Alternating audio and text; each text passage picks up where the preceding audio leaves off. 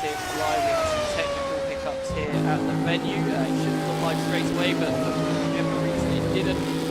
Now managed to just by pushing through press. Apparently that's brought everything live. But you join us on a very good lap here for Nathan Burton, the fourth car out on the circuit. Purple in the middle sector. Let's see what Nathan can do in that final sector. It's 13-0 in that middle sector, which is insanely fast. And Nathan puts it P4, so loses a bit of time in the final sector. 1 minute 5.632 for Nathan Burton. Next up on circuit should be Jack Bonney, but I have a feeling it isn't. No, it's Aaron Daly instead. Yep, no, that is correct. Apologies. So Aaron Daly now out on the circuit. Now Aaron has been very, very comfortable on the track and car combination as it stands. We'll see how he is able to withstand the pressure during qualifying. Some very, very fast laps from Aaron throughout practice and testing. So if Aaron can carry that into the qualifying session today, we'll be very happy with that indeed. Coming through sector 2, over the flat out left-hander King as we drop down through into Waterfall. Really nice opening out lap for Aaron, looking very, very tidy at the rear end of the car. See the flames shoot out the back of the car as he downshifts aggressively. A lot of track there through the second to last corner exit. Lucky he hasn't got track limits for that. Once again there, we'll see how he gets on. That might have deleted his lap before he even starts, but we'll soon find out. Aaron's starting the lap now. The timer is indicating that he is on the lap, so we'll see if that gets counted or not. But looking very nice through sector 1 so far. Just a little dab on the brake through the third curve. Coming up the hill again into the two left-handers. Really awkward corner this one. You've got to just dab the brakes and then just trust the car is going to go round there. Vet looking absolutely lovely through this section of the circuit. And now Aaron's going to turn in absolutely flat out. That was a little dab of brakes there, but it is a purple first sector for Aaron, a 35.232. What can Aaron do in the middle sector? It is still not there yet. We're at 13.3, so losing 0.3 of a second in that middle sector to some of the other times on screen, but this should be very close for Aaron to grab pole position from Martin Buchan. Very, very close as they go across the line, and Aaron goes P3. We're losing quite a bit of time in that final sector, but really nice first sector there for Aaron Daly.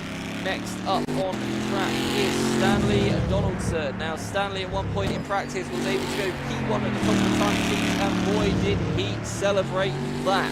Amazing practice effort from Stanley. Eventually finished around P4, P5 after the 60 minutes was then up, but still a very nice effort and very nice to see a positive driver after a practice session.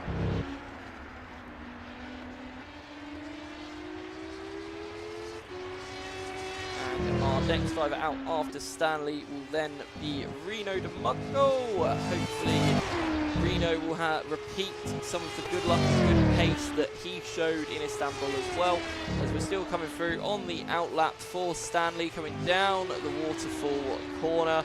Really awesome circuit, this track. You don't get the feel of the downhill elevation there through that section of the track. To come into the final corner, Stanley's about to start his flying lap as got a random appearance from Aaron Daly as we're just about to start Stanley's lap. So Aaron, welcome. But let's focus on Stanley's lap before asking you about yours. So turn number 1 carries way too much on the inside there, but Aaron, that's very easy to do. Yeah, if you just get yourself braking a little bit too late, you're gonna either overshoot and go deep, or you're gonna front end's gonna somehow take it, but take it inside way too much.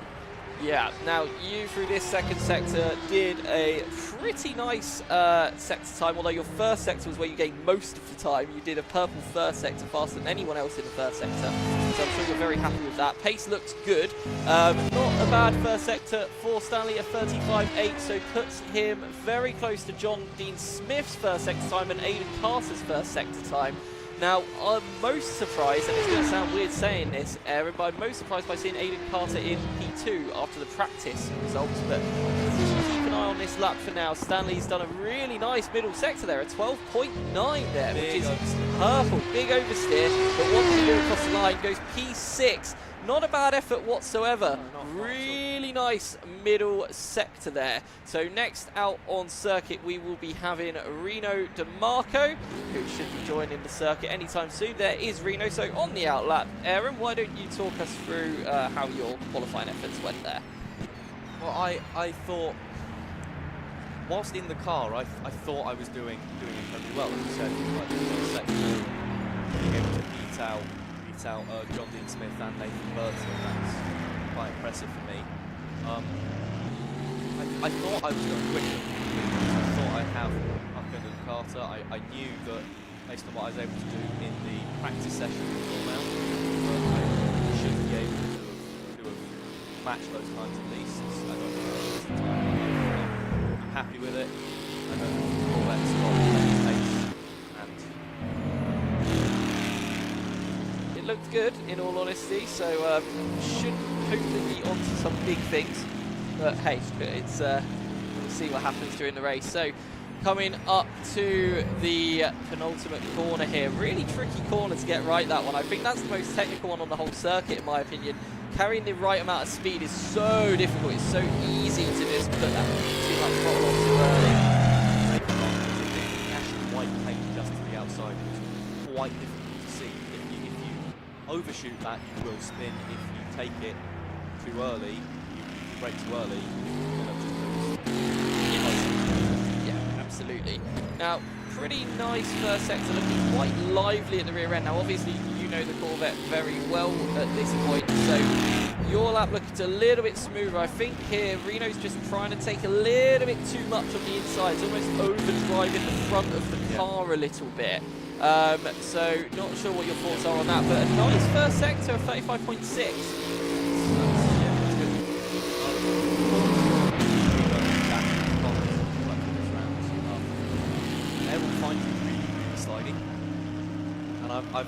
I noticed since the bop got done, it was a little bit more slidey than it was earlier in the practice. Ooh, big moment for oversteer Reno. moment for Reno. Very big moment. Well, hopefully Reno keeps going and finishes the lap. Let's just see. Whoa, very wide at the exit there as well. 1:07. Well, that's the start of the out lap, sorry. So we should be okay. Oh, no, sorry, that was the fast lap. Apologies. Just the way the timer confused me there. It's not supposed to start timing up again after their lap. Slowed down after yes. the line. That's just decided to go to the gravel to end that lap. As Gareth Boyle now joins the circuit. Gareth had a relatively decent practice session running above Martin Buchan, so definitely nothing to be sad about with that performance. But yeah, the Aston looks very nice around here actually. It's looking the most stable that I've seen it. I mean, I did the setup, but it feels the most stable that it's been all year. So it looks like a really nice, tidy race car for this circuit. So maybe Gareth's going to be able to pull out a nice, unexpected, high-up result today, but only time will tell. I think it's going to be very hard for overtaking today, though. Yeah, it's a small circuit, not a lot of heavy braking zones. I mean, you've got the one into turn one, but really sort of medium speed the entire way around from there, and it's you're not going to get many opportunities. You have to rely on other drivers making mistakes and capitalising, which I know that most of the laps massively happen later in stints. I know that the Ford is temperamental. It will, if you put a foot wrong, like, and the other Corvettes have said that they're finding it a bit slippery. Really nice, tidy first sector so far from Gareth. Looks beautifully planted there at the rear.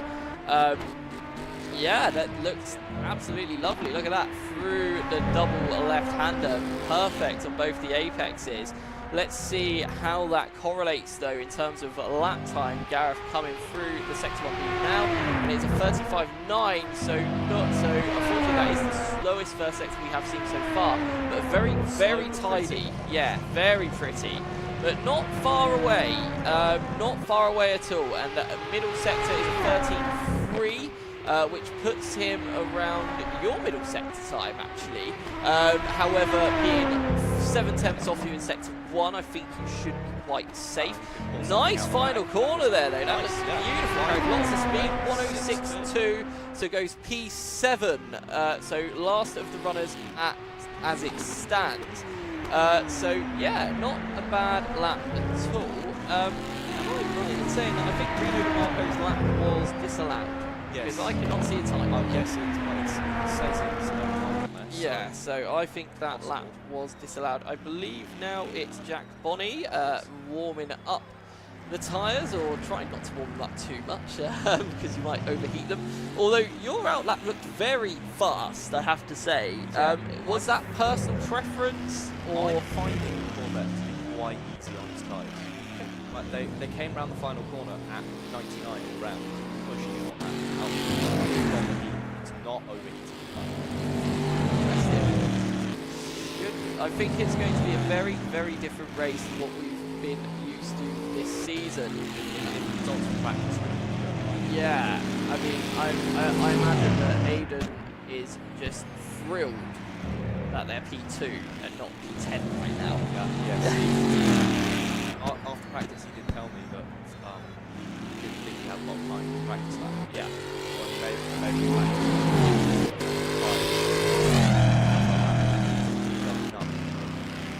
Long run wise, he's definitely not happy.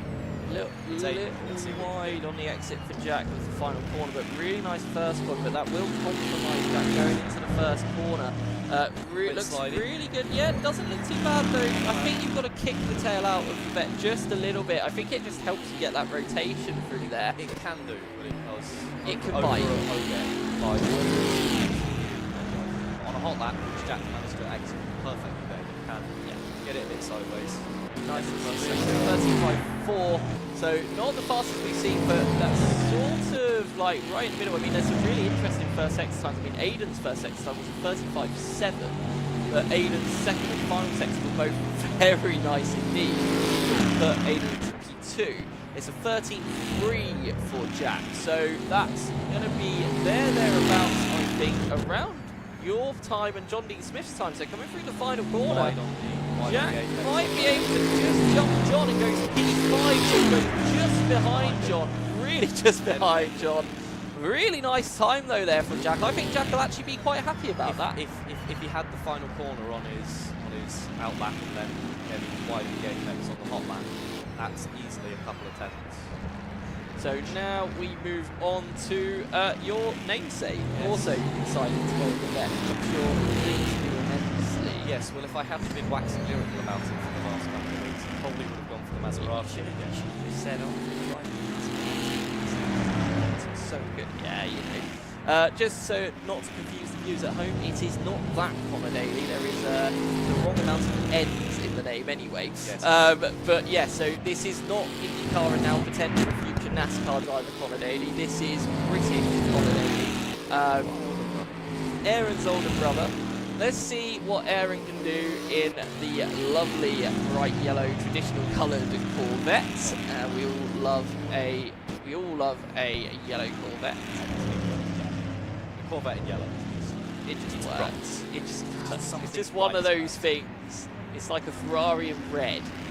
You always expect to see a Vette in yellow. Anyway, let's see what your brother can do. Now I'm sure. Yeah, it was a good exit. Now I'm sure you're going to be very critical of Connor if he does make a mistake. Just outright. Nice. Nice line through there. Yeah. Carried a lot in the inside, very squirrely over the exit, but let's see. Now, your exit through here is what dictates your lap, in my opinion. Yes. Like, if you have a bad exit, especially through here, that's it, your lap's gone.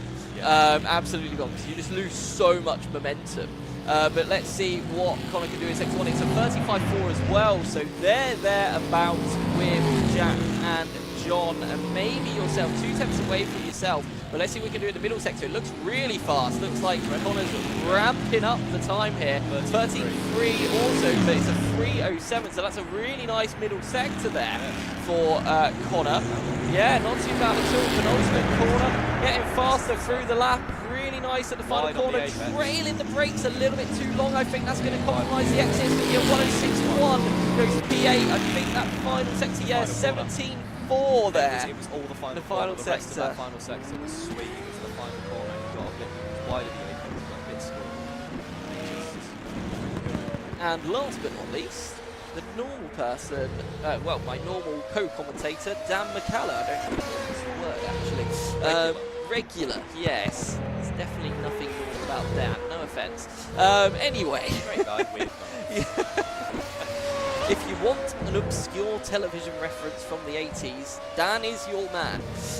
Anyway, right, so Dan McCallum loves this track so much that he decided to race this weekend. Abandoned me, race this weekend. I even said, do you want to come in during quali? Yeah, very smoky. I even said, do you want to come in during quali? He's like, no.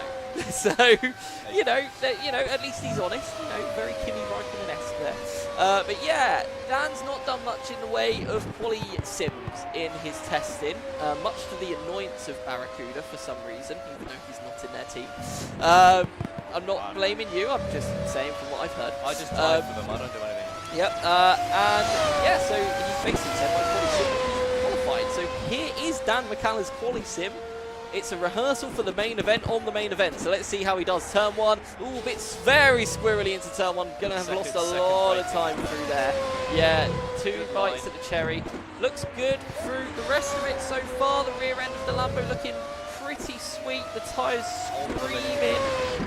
Looking quite nice though on the uphill section, but I think turn 1 is really going to compromise this first sector. It wouldn't surprise me if it's a high 35, maybe even a low 36 as we come through, and it is a 35.4. So to be fair, he's clawed a lot back. I thought he'd lost a lot of time there. That's a really nice first sector for Dan, and it's ramping up. He's taking lots of apexes away. He's really like cutting some of the track really well, and it is a purple middle sector for Dan McCallum. I think people need to not get too excited outside because it's going to put him off, and it has put him off. It's a little bit wide in the penultimate corner as we come through into the final corner, and he's absolutely going for it across the line. And it is a 1:05. He's got pole position for Dan McCallum. Oh my God! Nobody was expecting that. Where has he pulled that from? Are we sure it's down in the pod? It is 100% down in the pod. And the crowd goes absolutely wild. Wow. Everyone outside is going mental. So, I think something I need to do right now is try and get Dan. Yes. Because that was something else, that was. I mean, Sector 1 wasn't even that amazing. That was and then Sector average. 2 and 3 was just incredible. Absolutely incredible. Okay, if you could do me an amazing favour, Aaron, pass me the headset. Run and get Dan. Yes. It's been lovely having your company. Good luck in the race. Thank you very much. And I won't give away your strategy because people might be listening, but I hope you have a good race. Thank you. And yeah, let's try and get Dan. There he is. He knew as he's pumping. Yeah. Now, Dan. I can't believe that. I can't believe that because Sector 1. I didn't look sectors, I wasn't looking at times, that was nothing, and I was a bag of nerves the whole thing. I mean, my best quali sim was a 5.3, and I know from some of the other guys were saying that they weren't doing the times expected, the track wasn't rubbering in, and that was just, there was no thought, that was just... That was incredible. I'll tell you what, that's blown my strategy out the water, because I was expecting to start last. I can't believe that. I'm staggered, because Sector 1 was a 35.4, which is good, but it wasn't... Oh, I haven't seen these It yet. wasn't that... up there, you know, so 35.4 is I'm trying to think so of that and what I've done. There weren't from places I've made mistakes in the past. I mean, I've had big problems getting it turned in at turn 1 with understeer, and it snapped back a bit. But I thought I was being cautious because I've been trail braking into T1 too much in quali runs. So your middle sector, Dan, was second something else. The only person who got close to you in that middle sector was John and Stanley, and John. You know, being faster than John Dean Smith in the Lamborghini on the same fuel, on the same tyres at the same time is nothing to shake a stick at. He's going to kill me. He is going to kill you. Kill me. He's going to kill you and he's going to say, why are you so smug? My fear was when everyone started banging on the floor outside. I can't imagine that would have done much for the nerves. I think because I nearly did track limits near the end, and someone came at me and said, it's not been disallowed. And I could hear the cheer. I turned my volume. I don't have mine on that loud, yeah. And I turned it up to try and drown it out. But I wasn't expecting that. I mean, my aim, I said the testing this, my aim for the race would be to best non-Barracuda. If I could finish P7, I'd be happy. And I stand by that. I've got my strategy. Obviously, I'm now in everybody's way. But yeah, I've got my strategy. I'm going to stick with it, and we see where we end up. But that's, I mean, even if the race doesn't go well, to come out away with that, I mean, I'm not going to get a trophy for it, but that's something to remember. I've only ever done a few races here. This is the most serious race I've ever done.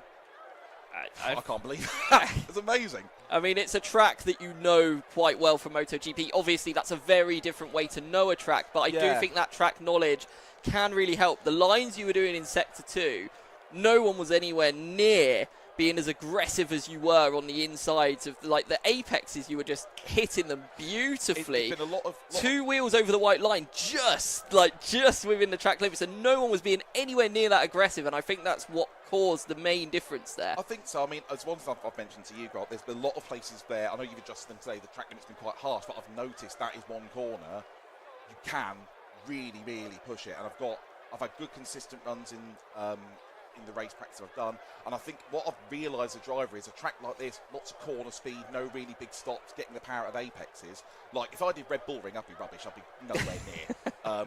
This track kind of suits me. I think in hindsight, I probably wish I'd done Mugello now. I think that would have suited me very well as well. But yeah, doesn't matter what happens in the race now, because that's absolutely a quarter of a second. That's astonishing. I'm very blown away. I'm very happy for you. What a qualifying session that was. I hate qualifying as well. I mean, I just find it hilarious that everyone was telling you to do quali sims and you just didn't. And you said, qualifying will be my quali sim. Yeah, I've done a few. You did a few. I've not done many. No. But because I was expecting to be at the back and run my strategy and work my way through. I have to go. I don't know what to do now. Do you change the strategy? I don't know. I said I'll come straight in here, so I need to. No, I don't think so. I'm happy with the strategy I've got. A pace I'm comfortable with, and consistency is really important. We got this many laps as well, so don't change the strategy. Let's see how obviously other cars. I mean, starts really aren't my strong points. So God knows what's going to happen there. Let's just try and keep out of trouble the first couple of laps, and we see where we go. Certainly, I'm not going in now going, I'm going to win the race, because I'm not. But let's just do the strategy, try and keep out of trouble, and I'll see where I end up. Amazing. Well, Dan, cheers, good luck. Commentators can be fast, everybody. Yep. You see? That was something else. Anyway, we will be back very soon for the race. Do stay tuned. Thank you to all the drivers that did join me throughout that qualifying session, and we will be back very soon.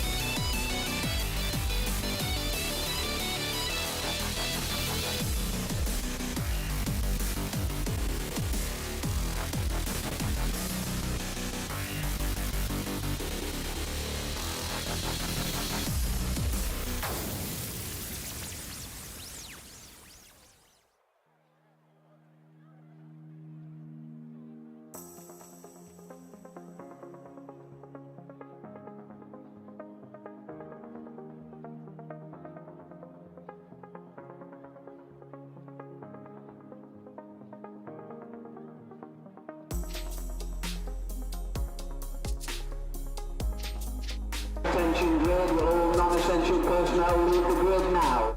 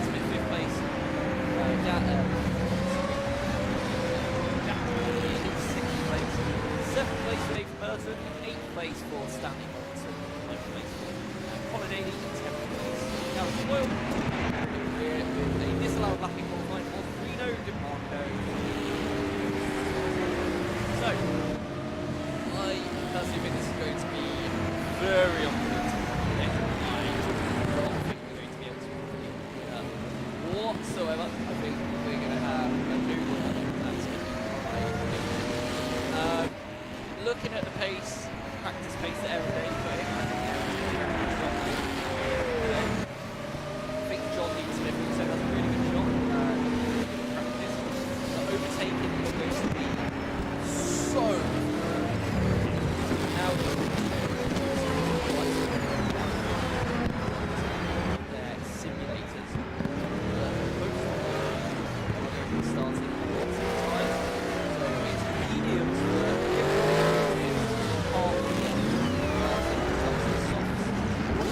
who starts on hards, and Gareth who also starts on hards. So everybody else on the medium tyres, and then after that they will have to move to either the soft or the medium, or whichever tyre, so whichever other tyre that they have not used basically, so they will have that same choice to make. Right, we're lining the cars up on the grid. Last car's made its way to the back of the field as we get ready to start the race. And waiting for the lights to go green. It's quite a long hold, and it should be in 5, 4, 3, 2, 1, and off we go. Good start from Dan McCallum, but it's an even better start from Martin Buchan, who jumped straight into P1. Really good start from Martin, and Dan is going to drop down to P2 at turn 1 with Aidan Carter jumping into second place. Really nice start from Aidan and Martin there, looking relatively clean through the field as well as we go through sector 1. Really good first lap for everybody. There's some cars side by side. It looks like two Barracuda Corvettes, but that looks like it has all settled itself out nice and early. So coming through into sector 1 is Martin Buchan that leads, followed by Aidan Carter, who's down the Gallon third, John Dean Smith in fourth, Nathan Burton fifth, Aaron Daly sixth, Jack Waters seventh, so Jack Waters in the positions there at the start, Stanley in 8th, Gareth 9th, Reno 10th, and Connor in 11th position. Really good clean start so far, but look at this, Dan McCallum under pressure going into the penultimate corner from John Dean Smith. John up the inside for the final corner, gets on the brakes a little bit later and takes third place. That's also going to set up Nathan for a run, going potentially into turn number 1 as Nathan gets a slipstream from John, and behind them you've got Jack and Aaron side by side also going into turn 1. It's kicking off here as Dan gets overtaken again, and again a bit of contact there from Aaron Daly up the inside of Dan McCallum, but here we go.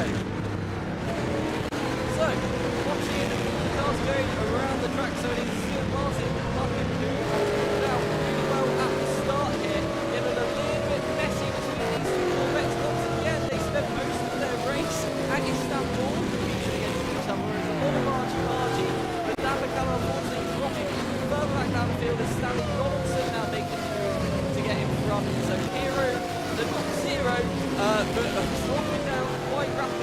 has, and off goes Jack Wally, losing the rear end of the car in sector 2. A little bit too hard on that throttle pedal. Not the best time to do that very early in the race. Meanwhile, at the front, Martin Martin is about 1.3 second lead, and also it's looking like we have a position changing all over the place with Reno, DeMarco, and whoa, look at this, still standing getting into each other. These two are teammates, so that's a very unnecessary thing from those two drivers, getting argy-bargy with each other. We've still got a yellow in sector 3. Jack dropping all the way down to last place and also dropping quite away off the field as well. So unfortunately, going to be potentially a very, very long race for him.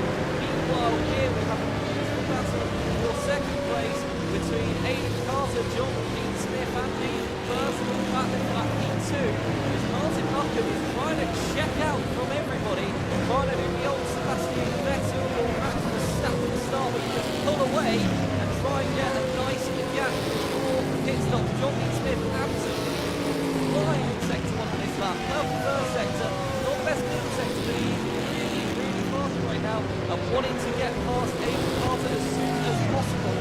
How quickly can join this match of Aidan? We'll see. Looks a lot about going on the inside there, but actually goes quite wide. Exit. I think Jack has made another mistake and lost it once again. Unfortunately, I can hear some shouting outside through. This does mean that Dan McCallum has recovered to P6 and is just staying there quite strongly at the moment as well. I'm sure he'll be very happy about that. Just keep an eye on the rest of the field as well, see if anything has changed.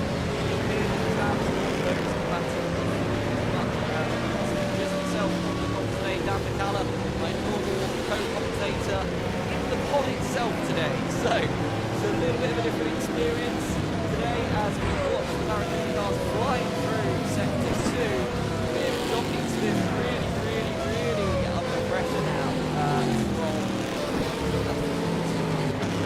Aaron Daly. So Aidan's actually pulled away a little bit there and actually gapped a bit, so I've completely put that correctly at home. And as you see, I'm missing Dan already. As we come into the final corner with Aaron all over the back. Brilliant. John having to do absolutely everything to stay in front. In fact, looking at, well, tries to get past the race by Aaron 106.836. So Martin leads by 1.5 seconds, so not really extending that lead anymore to Aidan. Aidan now matching the pace that Martin putting in. And Martin on a totally different strategy to racing with everyone else up the Reno and Garrett. So Martin started on the soft, so we'll see how that works for him as the stint goes on.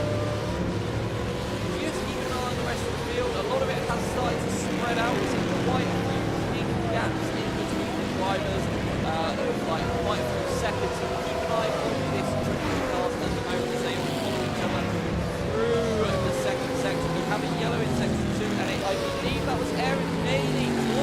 Closely, that was Aaron Daly. I'm going to try and bring up a replay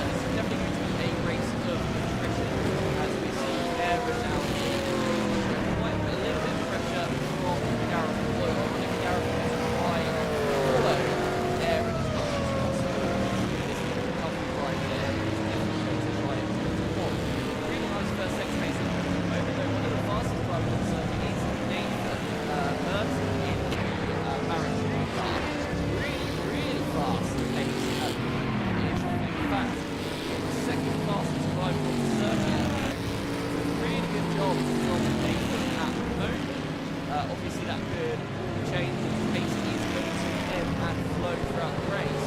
But yeah, I think they can be quite happy with this pace. Now, Gareth is starting to feel like he's putting a lot of pressure now on Aaron Daly. Aaron getting quite a bit squirrely there as that's going to open up potentially an opportunity into the final corner. Gareth thinks better of it, but now he's going to follow onto the start-finish straight, gets a really good slipstream. Now he's going to think about pulling up the insiders in front of those two. Reno and Stanley are staying close to each other on the circuit as well, so those two have to go at each other. So, Gareth thinks a little bit better of it.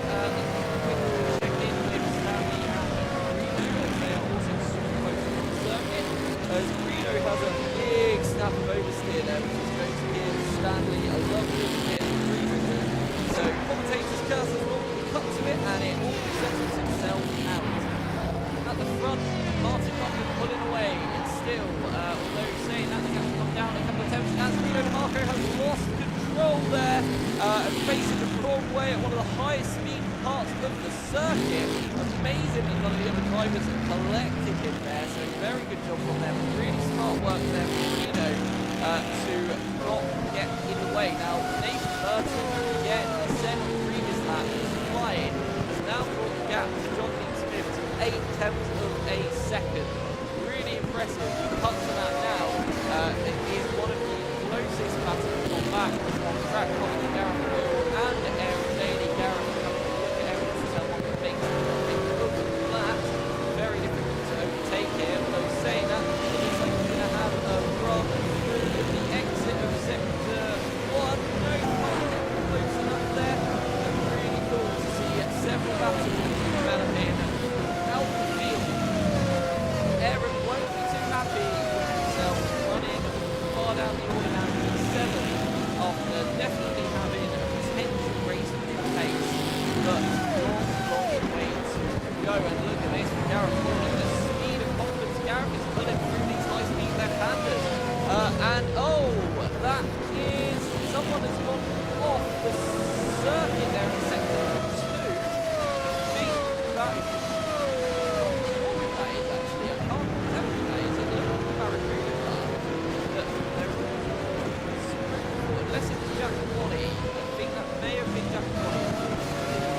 And Gareth is now going for a position into turn number 1, pulling alongside. No, thinks better of it again. No, has another think about it going into turn 1 up the inside. The door is shut by Aaron. Unfortunately, that pirouettes Aaron around. Gareth gets position. The stewards will take a look at that. That kind of looked like a race incident to me. It looked like Gareth was there. Definitely was up the inside. So the cars aren't just going to disappear, unfortunately. I don't know how that's going to go in terms of stewards, but to me that looked like a pretty big racing incident. However, if I were to pick a blame, potentially Aaron Daly shutting it there a little bit late. Lots of crowd being kicked up there as that looks like again Jack Money trying to recover the car. Really on a good day. Martin Buchan absolutely flying at the front now. Fastest lap of the race, 1:06.791. Really has found his element now around this circuit. So absolutely giving it everything at the front. Really good job from the Scotsman. Great drive so far, and also a very interesting drive at this late in the season to potentially get up there in a potential chance of being a championship battle. We'll see.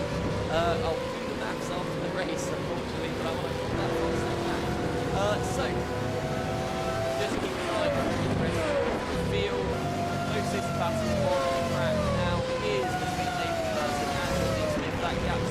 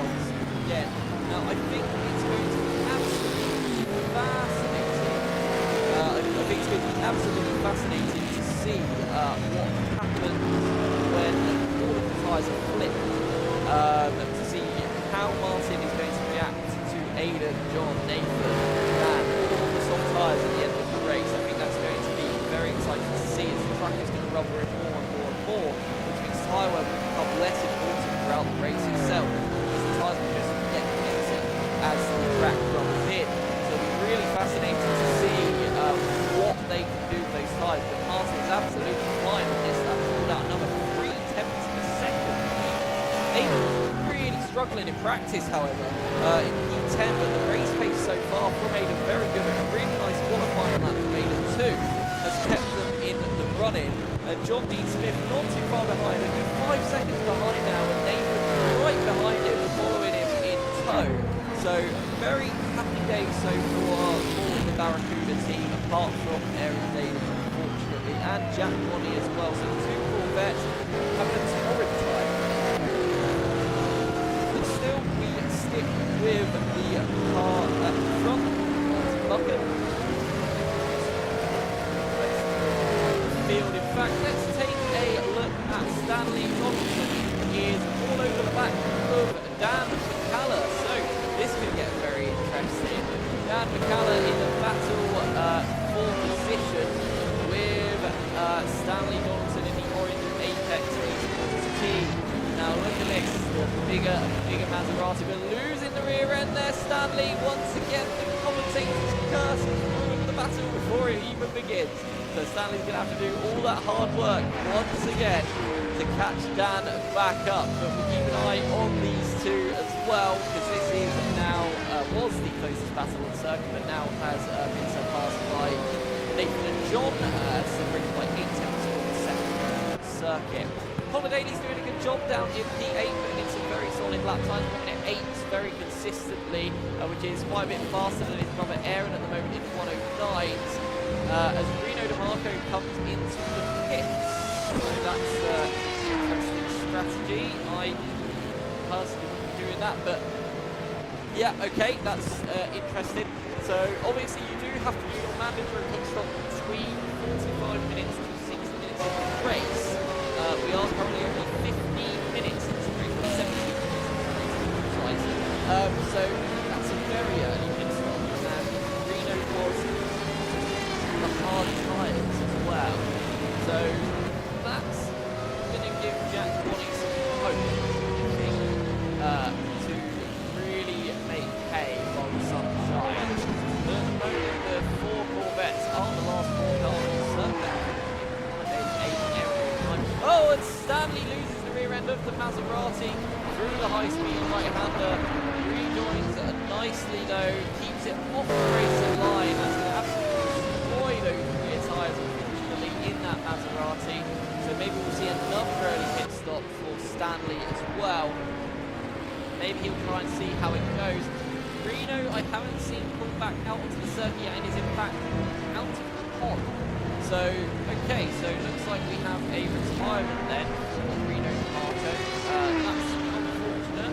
So Reno decided to pull out of this one. That is a shame. That is a big shame. Reno had some really good pace. So, what's happening in there? Maybe it's not happy to bounce on. We'll keep an eye on it. We'll see what happens for the rest of the race. It does give a position to Jack Bonney. Doing a best of understanding the rear end once again. That's going to be very tough to rejoin, and right in front of the corner, so corner gets the position there. Those rear tyres on that Maserati is going to absolutely had it now. That's really unfortunate there for Stanley, who's having a really strong first part of the race. Just keep an eye still on things around the front, nothing really changing up there. 9 tenths of a second separates John Dean Smith and Nathan Burton. Jumps them for a little bit. Our closest battle on the circuit by quite some margin. Nathan, though, just following John at the moment, just making sure to stick with him, I think, and then just see how it goes in terms of strategy. Like, really solid performance from Nathan, probably the most consistent we've seen of him all season, to be honest. Normally there's a little bit of a gap between himself and John. that's not been the case today. He's been trailing him and following him basically lap for lap, lap time for lap time. The gap has just stayed the same at 8 tenths, 9 tenths per second consistently for the last 19 minutes. So very good pace today from Nathan, and I think he'll be relatively happy with his performance thus far. So still 1 hour and 10 minutes to go of the race. Very, very long time to go, and a lot to still happen in this event. Just trying to see outside to see if why Reno's out of the simulation. It just looks like he has decided to. Hearing some shouting, that sounded like one of the Bailey brothers. I have a feeling that there's been a spin there for potentially Aaron and Bailey. I'll have a quick look and see. It looks like they're at a good rate of knots.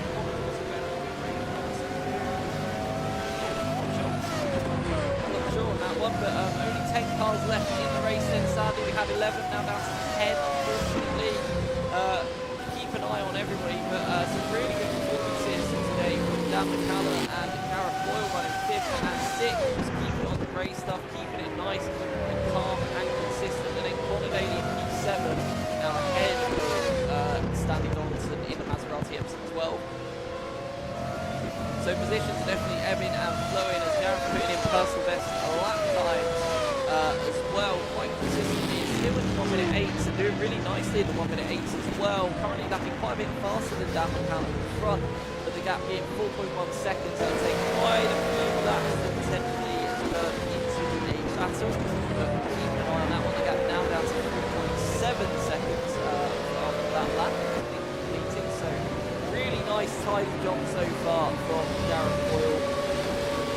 Trying not to curse him. We know my history, we know Dan's history as well, so let's try not to say too much. But Stanley is also still battling quite aggressively with Connor Daly.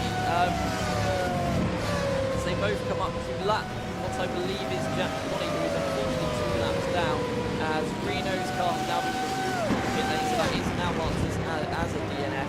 As Nathan Burton is the club in the centre of this lap. Minutes of welling as the stint's going on. But yes, Stanley's starting to re-catch Connor and see how much is held up here by Jack. To see, yes, Aaron's still pretty flat. So that must be Jack there. Look at this from Stanley, looking at the outside of the penultimate corner. I think that was definitely the smart move, but gets a really nice exit from into the penultimate corner, out of the penultimate corner, into the final corner, has a look up the inside, thinks about it, but as at the same time Connor was thinking of the move on the back marker, so kind of awkward for Stanley there, just has to sort of follow the Corvette in front, as they both go into turn number 1. That's going to cost Stanley quite a bit of time, unfortunately. Gets then stuck behind the Corvette himself, that separates the two. It's going to be a long, long lap for Stanley. He's going to have to get this moved on soon, otherwise he's going to get really hurt in this stint. Come on Stanley, you got to get through, you got to get through, you got to find your way through. There we go, keep it there, keep it pinned, the back marker just using the space. No, doesn't. Basically a battle for position it looks like between these two on the circuit, despite the fact that quite a few laps down. Jack definitely getting racy, if that is Jack. I'm going to confirm that is Jack. I'm pretty sure it is, being 2 laps down. But look at he's standing all over. Now up the inside here, late on the brakes, still can't get it done, but hopefully that'll give him a really good run into the final corner. Jack's still not really just letting him go, which would definitely be frustrating Stanley.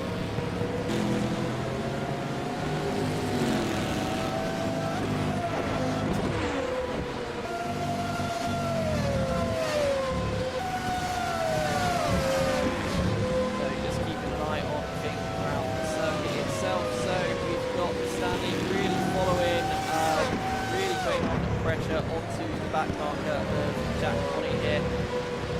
Makes the move, can't get it done, and spins himself off into the barrier. So that is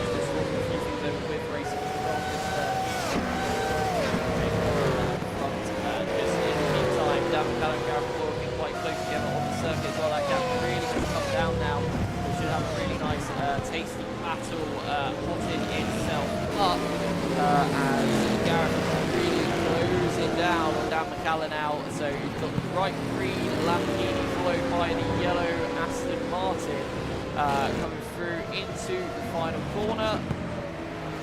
Really nice through the final corner, carrying a good amount of speed. Can Gareth Boyle do anything about it going into turn 1 on this lap? It's looking like he's got a really good run. Pull out to the inside. No, thinks a lot better of it. No, doesn't make the move, then stick. So following the car through sector 1 itself. Doesn't get the job done there, so we'll have to have another go at it out the rest of the lap. Very difficult to overtake here though. You've only got a few opportunities on the ultimate corner, final corner and that first corner. If you're able to get ahead anywhere else, then fair play to you. Like, well done if you've been able to do that. But at the same time, yeah, it's quite frustrating for the drivers. You look at this, Gareth really giving it everything now behind the bright green Lamborghini. Dan McCallum to go through the waterfall, dropping down the hill. Really nice part of the circuit this, and almost pushing Dan around the corner as we go into the final corner of the lap. Yeah, but like this, like so, very good exit there for Gareth once again. Can he get it up the inside coming into turn number 1? No, can't get close enough once again, so he continues to follow the bright green Lamborghini through sector number 1. Down the hill. Turn 3 as Ariel Daly. Unfortunately, rear end again with the Corvette.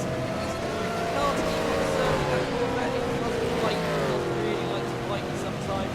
We'll keep an eye on the rest of the drivers. So watching Gareth Boyle flying through the double left-hander, really trying to carry good speed, and as we go down the hill through waterfall, again keeping the speed up nice and high as the track drops down into the penultimate corner, carrying again good speed through here, very high speed, so the minimum speed is so low around this track, it's ridiculous.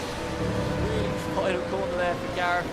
Is he this time going to be close? He puts the car right up the inside straight away, definitely making his efforts. No, he's looking like it's the closest he's been. He's up the inside, on the brakes, Dan gives him the space, and the position is made up there for Gareth Boyle. Really good job there. The patience has absolutely paid off there for Gareth Boyle. As we, oh sorry, we weren't even showing that on the screen. It's been a very long, hot day in the commentary box today, and it's just myself, so I do apologise for that. A really nice move there for Gareth Boyle to get in front of Callum. Just keep an eye on the rest of the grid. Nathan Burton still just 9 tenths per second off of Nondean Smith, so that gap basically staying exactly the same. Gap for the lead also staying at around 1.6 seconds. That's not changed whatsoever really throughout the event. So those 4 Barracuda cars all just doing a very consistent pace to the car that's in front of them. So just basically being able to follow and just keeping it good, clean and fast.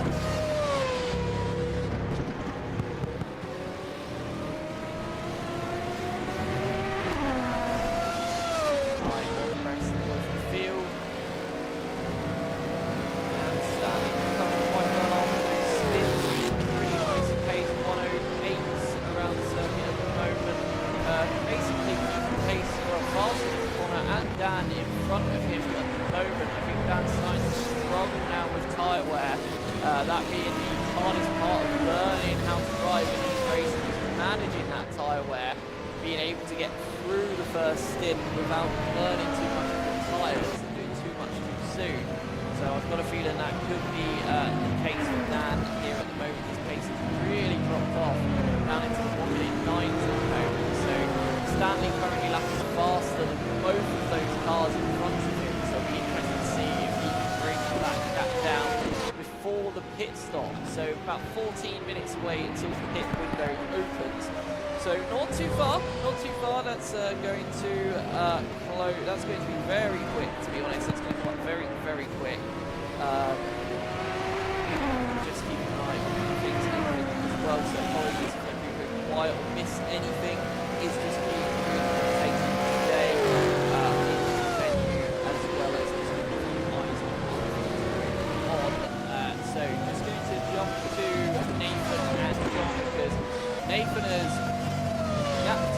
that by 0.2 of a second. They're closing the gap now and putting the pressure on to John Smith instead of just following him. And it's also happening at the front where the gap's now come down to 1.4 seconds between our two leaders. So things are starting to heat up as we approach the pit window opening. Still about 13 minutes away from doing so. Through the final corner. Looking good, Nathan, to close that gap down on John Smith. Really nice lap time from Nathan there, 107.6. One of the fastest drivers on the track. With Martin responding to Aidan on that lap to create another final couple of attempts. Bring that gap up, back up to 1.7 seconds to beat two. So, long way to go. So we've got just under an hour left of racing here at the Sachsenring. The laps are going thick and fast as they're pounding around the circuit. Going around and getting a lot of laps in on this very, very high-speed track in Germany. Really fun circuit, lots of elevation changes. It's a very challenging circuit, so if you do want to come down to the venue, give yourself a bit of a challenge, I do recommend to give this circuit a go. It is really good fun and has a little bit of everything. You've got your low-speed corners, you've got a lot of high-speed corners, some very technical medium-speed corners as well. Loads of elevation changes. It's got absolutely everything you could possibly want from a very fast racing circuit. Give it a go. It's definitely one of the more underutilised tracks here at the venue. That's why it's on the calendar. I've always thought this one is a little bit of a gem. Might not be the best for out-and-out racing itself in terms of like the overtaking opportunities, as unfortunately Jack Money has now also retired from the race.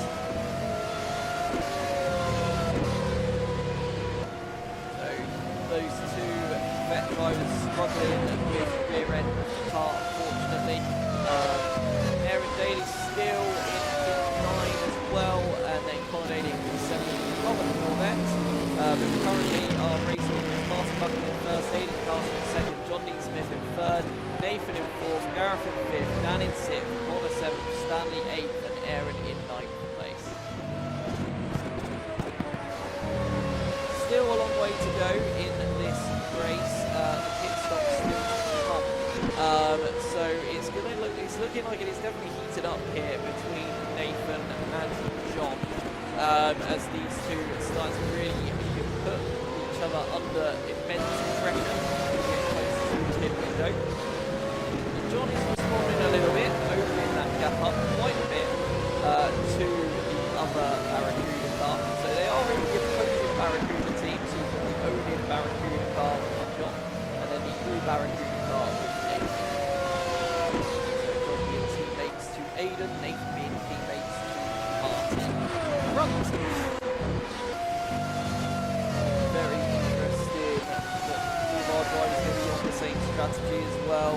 Really looking forward to seeing how that plays out, because I do think that we're going to see some very varied final stints as the laps wind down as well. So keep an eye on everything around the circuit. I know we're sticking with the two Barracuda cars at the moment. It is still our closest battle on the circuit, again remaining at around 8 tenths of a second as they just follow each other, almost like a Barracuda parade around the track.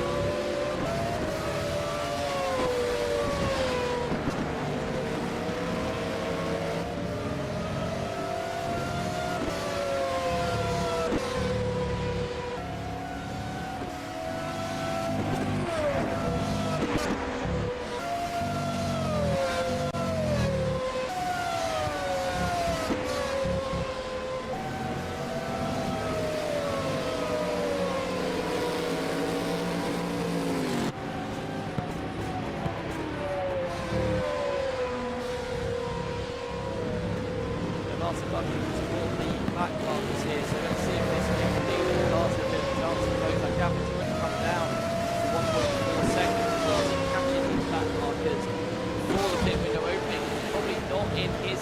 and it must be said this is going to potentially really hurt Martin, as catching these back markers is really going to slow him right up, as he's got Connor Daly and Aaron Daly in front. Aaron having a bit of a struggle, so trying to get right as they're going to pass it up the inside to get one of them. Connor being very sensible there and staying to the right to let him follow through. The gap now to the leaders, and now there's 9 tenths of a second, so very, very close now to the two leaders.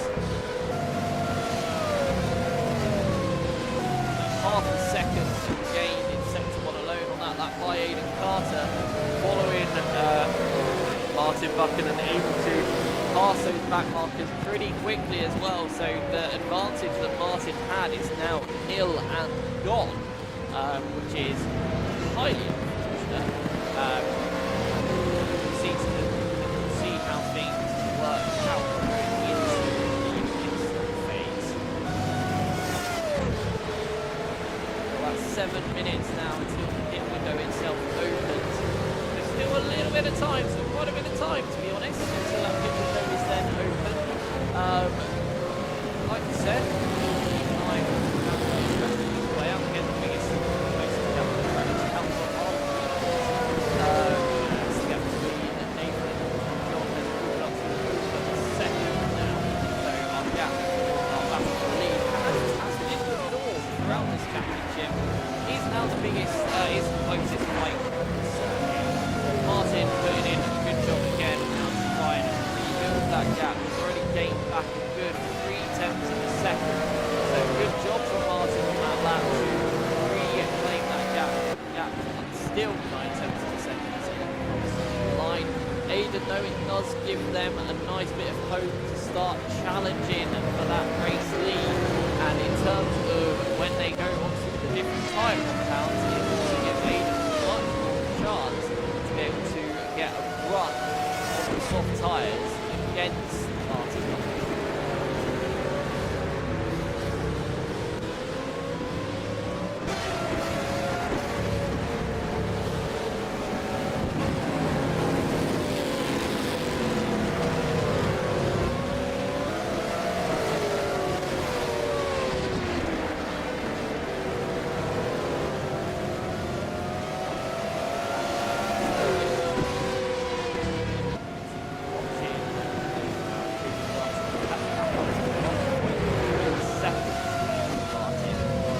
Martin absolutely having none of Aidan's pressure. So it's absolutely no those soft tyres.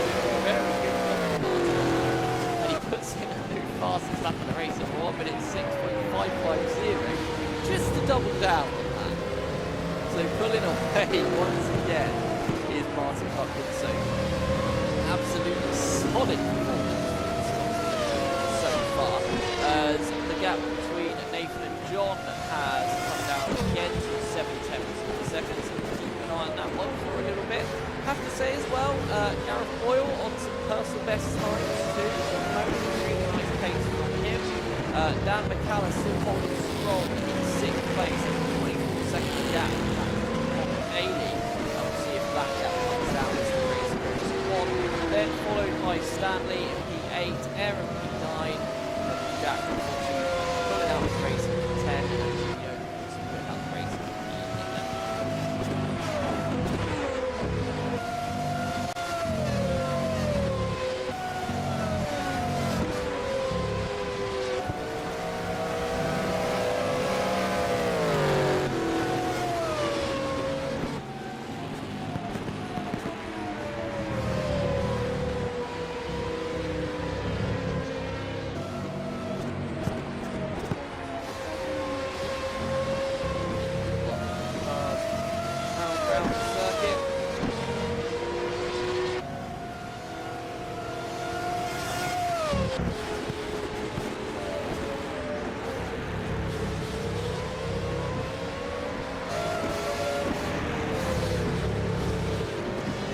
Gareth did not find a teammate in the race, unfortunately, so Gareth did not find a teammate in the race, sadly.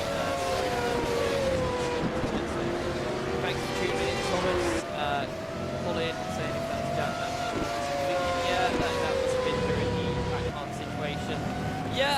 you have to stay on the race, you know, you have to stay predictable, but also letting the cars through should definitely be a priority, really. You've got to make it safe and clean for them to take place. Hard track to take as well. I think a bit of frustration as well with Jag losing a lot of time at the start of the race. I get it, but yeah, I understand where you're coming from there. Comments. Thank you for leaving your comments. Hopefully the sound is better now. That should have been tweaked a bit earlier, so hopefully cars. Already had some feedback saying that it sounds really good. So definitely mixed responses here, which is quite interesting. Being told it sounds great, and then others saying that they can barely hear me. So maybe it's good that you can't hear me. I don't know. If you're commenting on when I go quiet, that's because I'm going quiet because I had a few other things going on.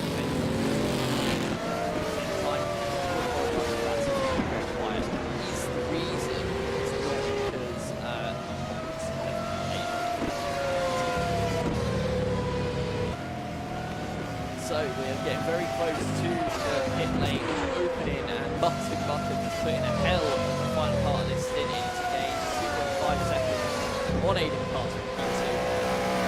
Definitely trying to lay down a statement is Martin in the end of this stint.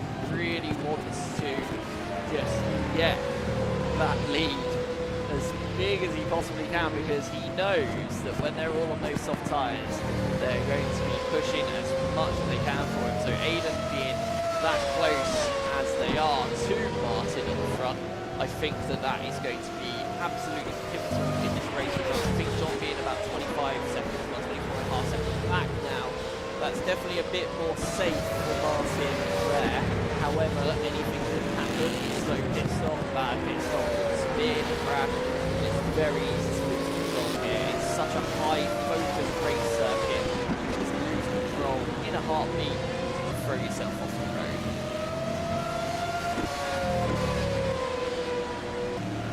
So we are just under a minute and a half of the pit lane opening as Martin Bucket is about to start on the lap. So he's going to miss the start of the pit window on the next lap.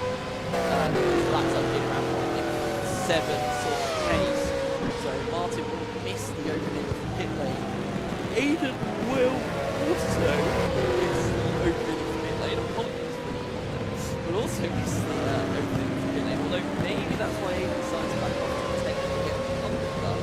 John Dean Smith and Nathan Burton will be the first drivers to chance.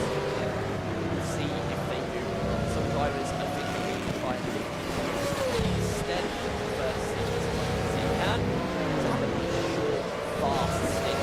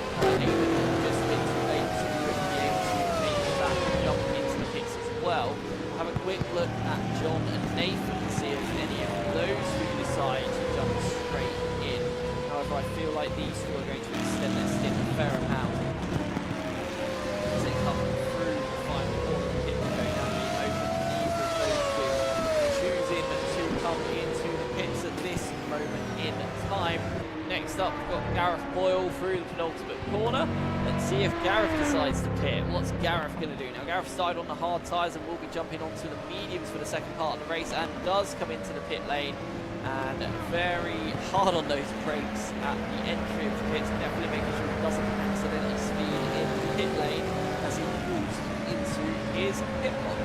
So Gareth being the first driver to pit. See if anybody else joins in. Dan McCallum is also out there still.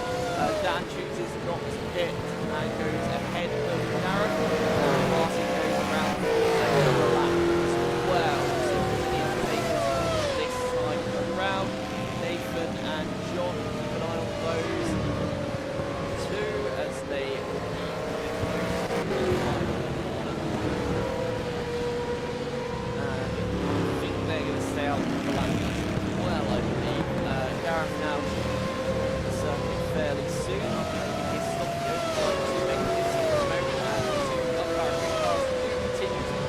around the circuit. Harris still in the pit lane. It's a long pit stop, and it's under the lap. It's very likely to pit too soon. Or too late, really. How much time he was in that pit lane before he gets the strategy just right. So maybe Gareth is in at the very start of the pit is the absolute best option.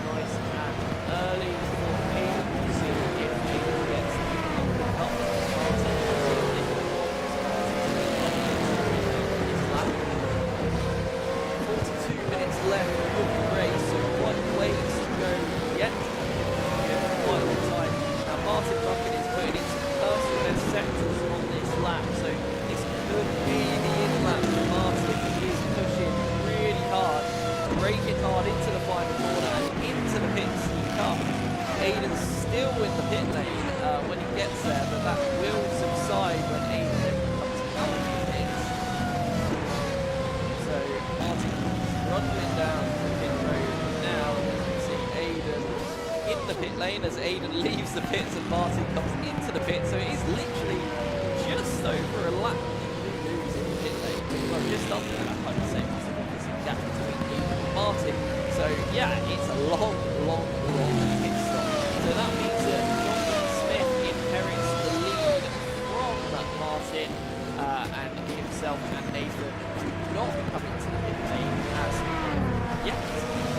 So it'll be interesting to see where Aiden joins the party in comparison to Martin as well. So the circuit is currently behind Connor Daly in sector 2.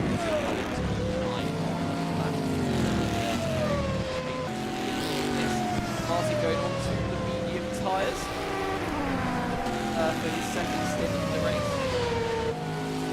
Colour jumps in third place.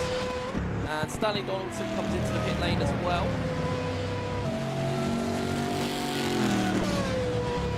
Martin goes to rejoin the circuit. Just cut to Aiden as Martin is going to rejoin in the lead. But look at the racing speed that Aiden is carrying. I don't think it's going to be enough. No, it's very close though, and I think that gap is going to have to come down quite a few tenths per second. As it has, it is 7 tenths. It has actually extended the second signs haven't updated as of yet. But John Smith is under quite a lot of pressure from Nathan Burton in this lap. So I've got a feeling that these two will be coming into pit lane anytime soon. But your two de facto leaders have rejoined as they jump into the pit lane. It's a very vigorous hand exercises from Stanley Donaldson in as he stops in his pit box, getting a bit of blood flow into those fingers. It's very tight on the fingers and the wheel as well. Those cars, Aiden is going to start trying to hound the pressure onto Martin now as we see the second signs update, and it is only 2 tenths of a second between them, so it's absolutely neck and neck between our two de facto leaders here. Aiden now on the soft tyres and sets the fastest lap of the race straight away in 1 minute 5.981. So Aiden doing everything they possibly can to put the pressure onto Martin as early as possible. Try and get this group done as Connor Daly comes into the pit lane. John D. Smith pits, which means Nathan inherits the lead. So Nathan will hit him fairly soon, I'm sure, as well. Aiden now pushing really hard up the hill to try and keep up now with Martin. Got to make the most of his tyres, I think, early in the run. This could be one of the few opportunities you can get. If you get stuck behind the car, it's going to be quite difficult to then overtake with them both being at such a close pace. So can Aiden get the job done on Martin? And can the better tyres. I think that potentially the mediums will come into their own potential near the end of the stint, but at the start of the stint, look at the pace difference. Straight away, you can see how much more confidence that Aiden has on those tyres. But Martin will push those mediums as well. Martin will be able to get aggressive with those medium tyres too. On to the next lap, crossing the line, 38 minutes left to go of the race. Pretty much everyone has completed their stop, apart from Nathan and Dan. So those two being the only two on circuit who have not made a pit stop as it stands. Still a fair way to go. Nathan in the pit lane now, so Dan McCallum will potentially inherit the lead if he chooses to stay out another lap.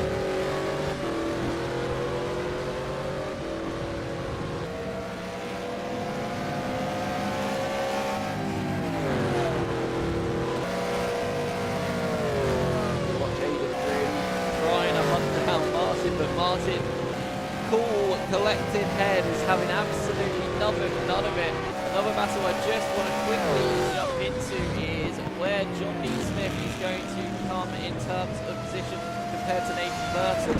Nathan's still in the pit lane at the moment. I do wonder if Nathan will be able to jump John in the pits. We will see, it's going to be very, very close. Although John pitting first, the undercut does look quite strong here, as Dan McCallum still stays on the race circuit, doesn't come into the pit lane yet, so he does inherit the race lead. Will get a lead lap. Will Dan McCallum, which is very cool considering he had pole position. First time back in the lead as Nathan rejoins the circuit as John is just coming into the final corner. So Nathan looks like he has jumped John quite significantly here as Nathan rejoins, although it's actually going to be quite a bit closer than it looks, and here goes John, and John actually does get the move done. So that was wow, I thought that was done and dusted there for Nathan. So yeah, they rejoin status quo then. As I've got a pit time for Martin button for some reason on one of my timing series, I've got one minute confusion there, but it is only half a second between our two leaders of Martin and Aiden. So our two de facto leaders, because Aiden has not, because Dan has not pitted as of yet. Look at this, Aiden looking absolutely ominous as Dan does come into the pit lane. Aiden's going to make a move to the outside. It's going to be very tricky to get it done at the outside. Martin does leave the room, but the run of the, look at the grip through the exit, and Aiden gets the job done in turn number one. Absolutely brilliant overtake there. Wow, that was stunning there from Aiden Carter to get that job done. As Dan McCallum dropping down the order, last driver to pit. So he will have the best tyres with 35 minutes left of the race. 10 minutes.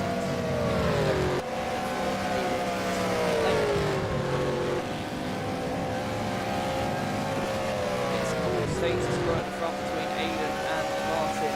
They're both absolutely flying here. Like, Martin definitely does not want to lose this race win. So woken up, and he's definitely going to start to put that pressure on as they're coming around, and I do wonder if they're going to join in front of Dan, who is still in the pits. No, Dan is just rejoining now, so they will both just jump Dan McCallum. So Dan now drops a lap down on our two leaders. So Gareth Boyle now P5, the last car on the lead lap, to show you how fast the pace is from our drivers at the very front of the race. Gareth doing a brilliant job today. I think he's going to be absolutely thrilled with his ride.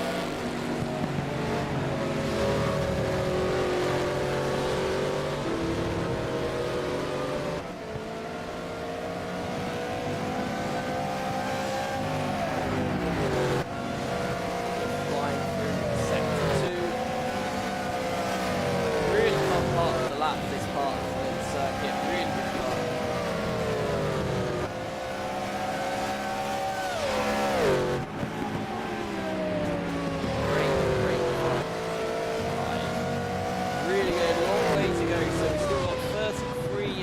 Left to go of the race, so still a long way to go. Just going to go through your race order as we have just over 30 minutes of the race left to go.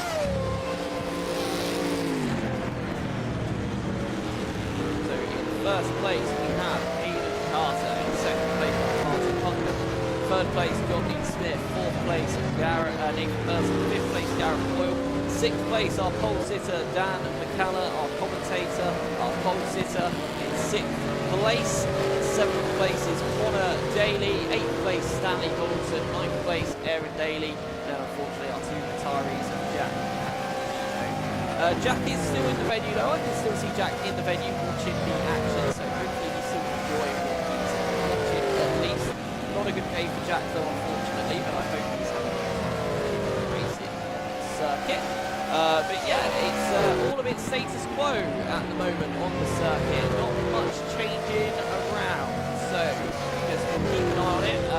But the gap at the front is still only 6 seconds per second. Martin is doing a great job to hold pace against Aidan Carter. It'll be interesting to see as the stint goes on if Martin can make those medium tyres work against the soft tyres of Aidan. So Aidan's going to have a really strong start to the stint. We'll see if that comes off at the end. Although saying that, Martin put the fastest lap of the race, his fastest lap of the race on just before his in-lap. So they do last a long time, the softs, if you make them last, but Aidan has put in the fastest race now, 1:05.9, but already dropped down to the 1:07s. Fastest driver on circuit at the moment is Nathan Burton. Himself and Dan, the only two drivers in the 1:06s at the moment, but Nathan has dropped 3.2 seconds behind Dan McCalla now. So unfortunately that gap has grown quite significantly since the pit stop. But Nathan, I still think, will be very happy with his pace, very happy with his consistency. So he should be, hopefully, in a happy mood when this race comes to a close.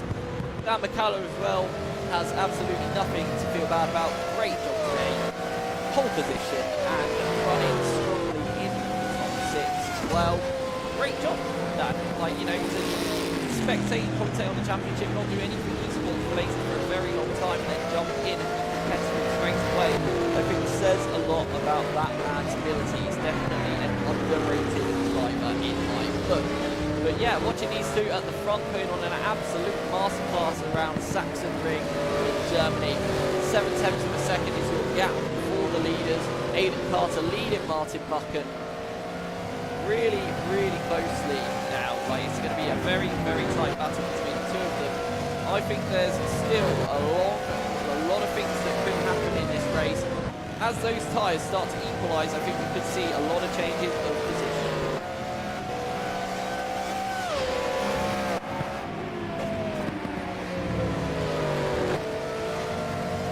Just a reminder that the next race after this one is the championship finale at the Red Bull Ring. Very cool, very fun circuit to race these cars around. The racing should be absolutely phenomenal, being as competitive as that circuit is. Nice short track, plenty of overtaking opportunities. I genuinely cannot wait to see what they can do on that circuit.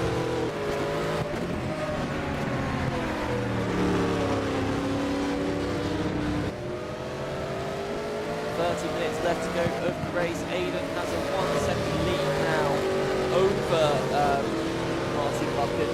So I think this is going to be a bit of a slow burner. I think as the race goes on, I think it's going to get closer and closer and closer. I see Jack keeping a really close eye on some of the other competitors in the cars at the moment as well. Really keeping a good eye on Connor and Dan. So still supporting the other drivers in the venue, which is very cool to see. Very nice to see as well. Always a fan of that when drivers stick around and do stay and watch. That's not against if those that do retire choose to leave. It's just, you know, it's nice that they stay and keep seeing how the racing is going.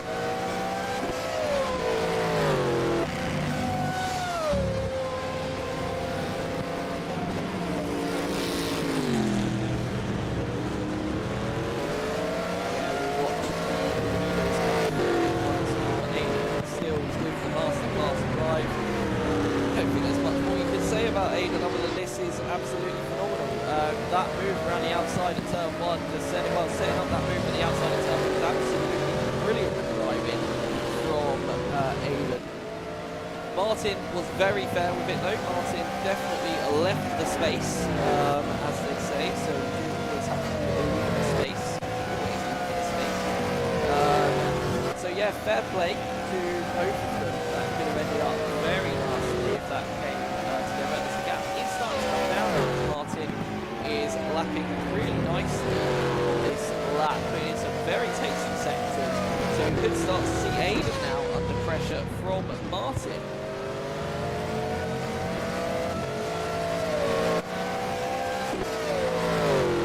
Yeah, here we go. So starting to lap the gap down to half a second. 28 minutes left in the race. This is our biggest, our closest gap by a long way. Our next closest battle is Nathan is closing in on John D. Smith. Took 4 tenths out of him on that last lap, so some very big chunks of lap time to bring that gap down to 2.3 seconds from 2.7 seconds. It's a great job for him on that previous lap as well.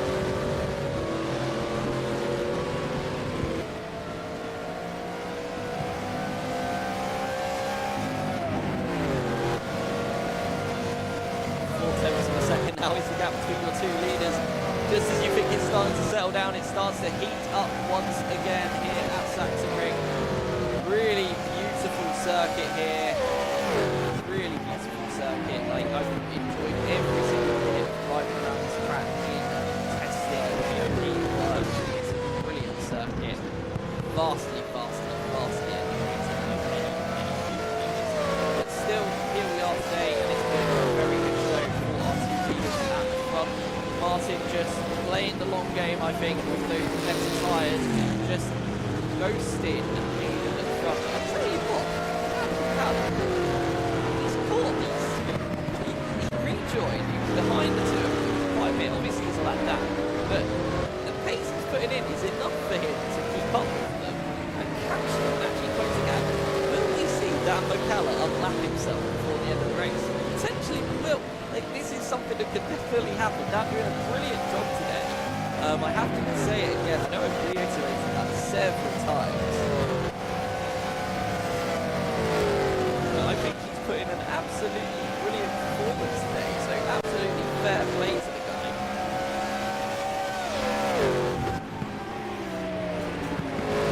The gap still just under half a second between our two leaders. Dan's just two of them.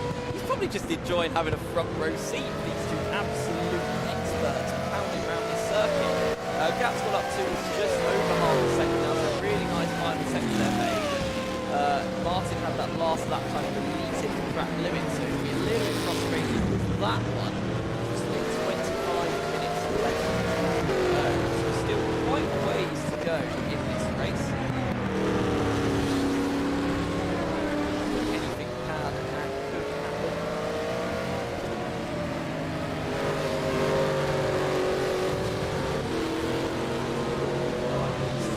Look at this, they are really putting the pressure on each other. Martin absolutely going for it in sector 2. But I think he's going to be playing the long game. He knows Aiden is not an easy driver to overtake. He knows that Aiden is going to defend hard. Wanted to do really well in this championship, and fair play, has done an amazing job in this championship. Martin having some up and down weekends, so we're happy, I think, to be in contention. So keep an eye on that as well. Just keep an eye on these two at the front, because it is our closest battle on the circuit, as has been the case all season. Dan McCallum, front row seat for it, he's very happy. He's probably thinking about commentating on it from his position. If only we could connect his seat to him, he's actually talking about that as it goes. But yeah, so still quite a ways to go. 24 minutes now to go of the race. Look at this, Martin doing a great job to try and shape up Aiden there. That is under 4 tenths per second, so Martin's pace on this second stint has been absolutely electric. Those soft tyres dropping off quite a bit for Aiden, but I think after practice Aiden's going to be over the moon that they're in contention for the win, let alone like battling with Martin, because like finishing P10 in practice was absolutely confused, had no idea what was going on with the car, wheels themselves, just couldn't get into it, whereas now qualifying's happened, got themselves on high up on the grid, and now leading the race on a really good strategy. So Martin gets a bit squirrely out of the final corner.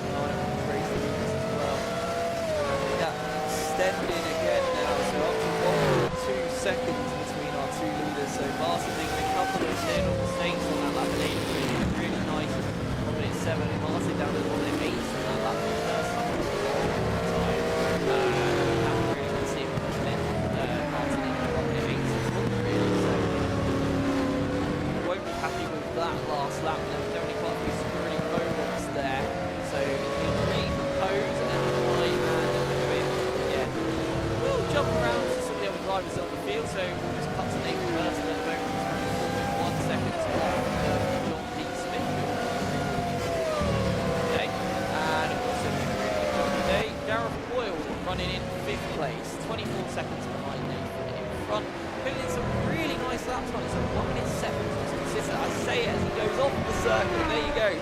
Instantly cursing Gareth Boyle straight away. I do apologise, Gareth. That was very rude of me to come to you and say nice things to you when you were off the circuit. But a really good job, I still have to say, that Gareth is putting in to keep a really good pace. Like, it's a race leader pace that he's been putting in, and honestly, his personal best time on 1 minute 7 net is really good, really strong, really consistent run for Gareth Boyle. 15 seconds behind him is the one, the only, Dan the man, McCalla. Really good job. We've spoken about Dan a lot today, but it has to be said, very impressive ride today. He's a lap down on the leaders, but he's following them. They've pulled away a bit now, but he would have made his mark there earlier in the slip. He is pushing, giving it absolutely everything. Quite really glad as he flies through seconds. Really nice. As we go down the hill into the corner, lovely on the brake to get the turn in, carrying speed, and then into final half of the race, sharp into the left. Lovely final. Start. 20 minutes to go. Race the gap for the leaders now. 1 second. Aiden starting to check out on this one. Martin's going to have to start to push a little bit harder, I think, if he wants to have any chance of closing down the lead. Other drivers still doing well in the race. We have Connor Daly running in P7, so the guest driver doing a good job there. Has a massive snap over steer as I cut through. But luckily we weren't watching him. Luckily we weren't actually watching Gareth on screen. That's again another mistake of myself. I do apologise for that. But yeah, keep an eye on the drivers as much as we can. I will cut back to that Gareth in a little bit so that you can get that screen time. But yeah, here is Connor Daly just going through second one now. He's running quite nicely in second place. Solidly at 1 minute 8, doing very well. Nothing really to be said there. Just a nice, solid ride for Connor. Let's move back to Gareth then. Gareth. So there is Gareth Boyle in the yellowy, goldy-ish Aston Martin team front. Very cool looking car. The Aston looking absolutely a joy to drive around the circuit. The V12 wailing as it goes through the high-speed corners. One of the things I really love about this car is its beautiful V12 engine. It's much nicer sound than the Advantage. I'm very sorry to the GT3 fans, but the DBR9, it just edges it so much. It sounds so much better than the V8 Vantage. We will now cut also to Dan McCalla because we spoke about him for a little bit too. Also another car with an amazing V8 engine. As you can tell, we've got a bit of a soft spot for those V8 engines. Beautiful drive from Dan. Like I said, not much more than that we said.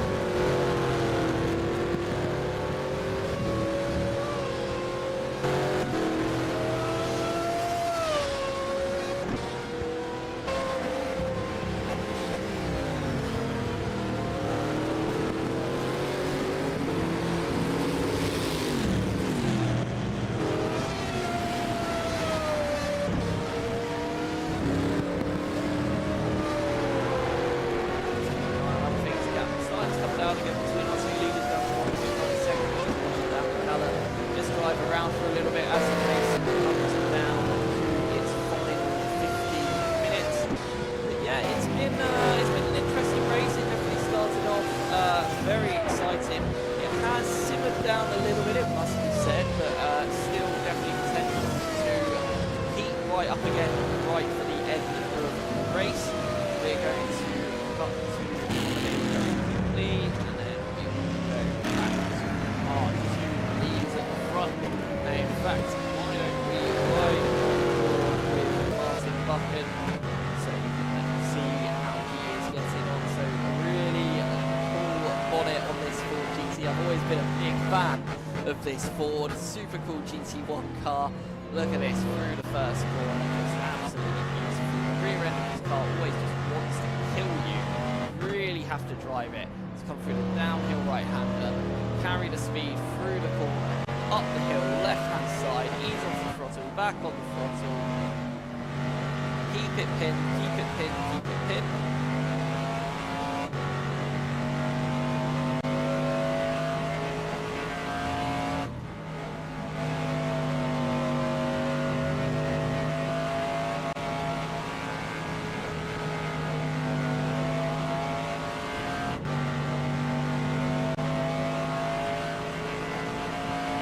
So we are still with just over 15 minutes to go and just been enjoying a nice long walk back with Martin Bucket. Just enjoying the thrill ride that is Sachsenring. We stay on board for another lap just because it's such a joy to watch Martin drive this car. An angry Scotsman, an angry American sports car. What more could you ask for as we drum down into turn 1 as a racetrack drops down. You get a real taste of the elevation of the onboard camera here as it again drops right down the hill. The long right-hander, the Castrol curve I believe it's called. I could be getting that wrong, so don't at me. Really high speed, long left-hander as we go up the hill. You've got to carry a really good minimum speed through here, not running too wide on the exit there. Full throttle through here, and then just after the bridge, we just want to do a little dab of the brakes or a little ease off the throttle, throw the car in, really try and take as much of that inside as possible. Once again, just full throttle through here, keep the car turned in, absolute maximum thrust in the car. You can see the car fighting to get away from these up another 4 tenths per second on Aiden here. We come into the penultimate corner, my favourite corner on the whole circuit. Carry lots of speed, try not to be too greedy on the exit because track limits will bite you. And as we come into the final corner, hard on the brakes, and then we go across the line to complete another lap here at the Sachsenring. And the gap down to 1.2 seconds. So gap has closed from over 2 seconds down to 1.2 with 14.5 minutes to go. Is it too little too late though? Is it too... Are we going to run out of time before Martin can catch and make a move on Aiden? Are those medium tyres coming in now compared to the softs? Or is this with Martin refusing to give in, really wanting to grab this victory? Like, must be frustrating. Martin's really so close to so many victories throughout the season to lose them several times. This could be his day today as the gap is now down to 1 second with 13 minutes to go. This is a proper charge now from Martin. I think this is Martin pulling the pin and absolutely going for it. Thinking, right, if I don't do this now, I'm never going to get a chance. So 9 tenths per second is now the gap as we come into the final corner to complete yet another lap. And we're going to cross the line with just over 13 minutes to go of the race. So plenty of time for Martin to make a move. Gap down to 8 tenths per second. So really nice lap times here for Martin. 1 minute 6.7 compared to Aiden's 1 minute 7.1. If he continues that, the gap's going to come down to about 4 tenths per second at the end of this lap, maybe even 3 tenths per second if he's able to keep the consistency. Looking really strong here in this part of the race on those medium tyres. Remember, everyone else on the soft tyres, apart from Gareth, who's on the mediums as well, on the side of the hards, but everyone on the soft tyres apart from Martin Bucket and Aiden trying their best to keep them going to the end of the race. We've got still just under 13 minutes to go. The gap is down to 6 tenths per second. We're not even at the end of the lap yet. So Martin really attacking now, really putting the pressure on. Aiden's going to have to give it everything they can to the end of this race. And the gap has increased a little bit to 7 tenths per second now. And we're coming up into the final corner of the lap. 12.5 minutes left to go of the race. These guys have done so many laps today. They're probably thinking, hey, I'm bored of this layout. The gap has actually increased that lap to 9 tenths per second. So Aiden able to respond now to the threat that Martin poses. These two are both such intelligent drivers behind the wheel, always ebbing and flowing their pace as they need to. It's really fascinating to see.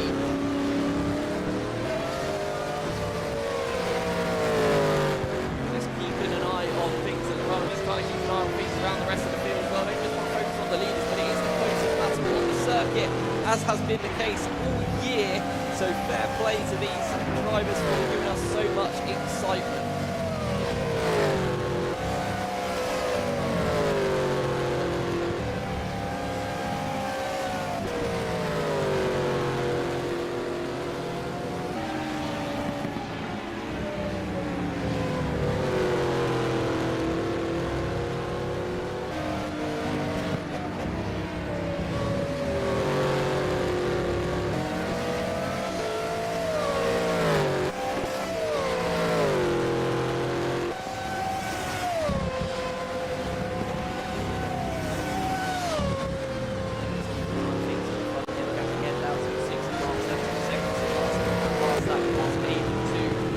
Another attack of the City Race Control, just watching Martin and Aiden looking back and forwards at their two pods, really keeping an eye on how things are taking place. And look at this from Martin, that's a hell of a run that Martin's got. You're not going to be able to get through here though, Martin.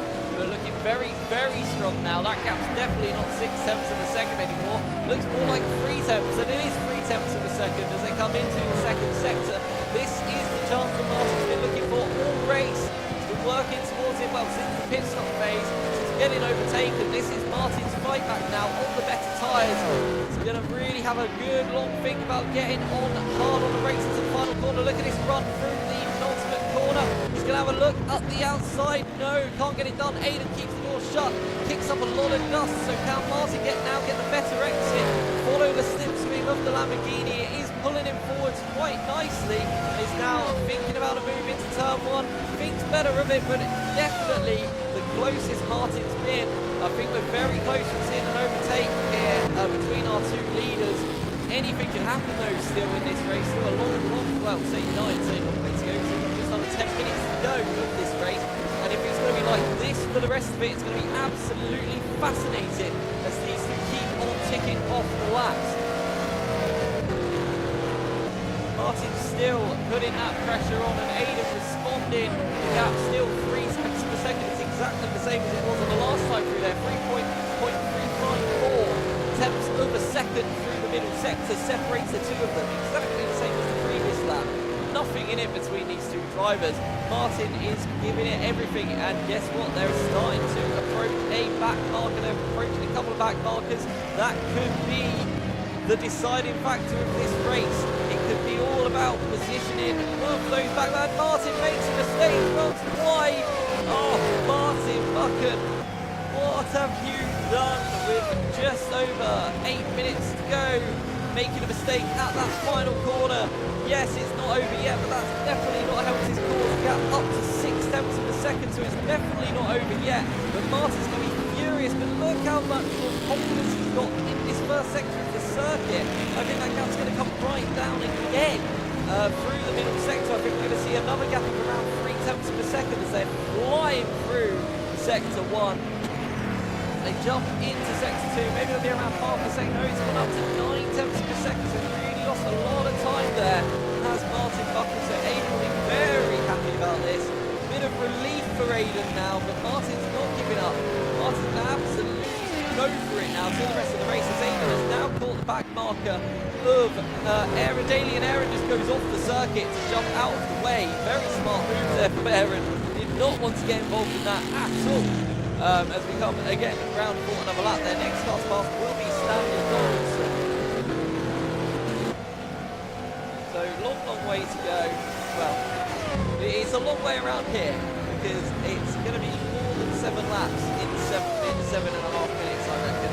Because it is a pretty fast lap, a very fast circuit. So I reckon about 8 laps to go now of the race. Let's see what Martin can do in the meantime. Closing that gap down again. It's gained a good 3 tenths of a second in sector 3 to bring the gap down to 6 tenths of a second once again. So the pressure's going to be back onto Aiden now, and it's going to be all about how quickly can Aiden get in front of Stanley, or is Martin even going to need the back marker?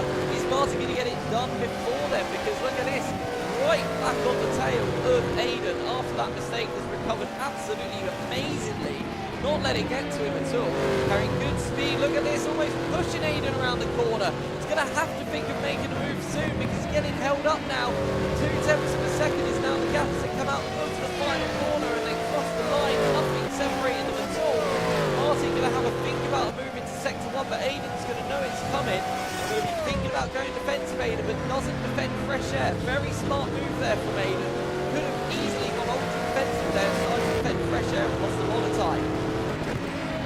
they're both not really pushing Stanley that fast, so this could be quite an awkward sort of lapping phase of the race, because Stanley won't want to lose too much time, as Stanley himself is doing personal best time, 1 minute 7.3s as well, which is what our leader's doing.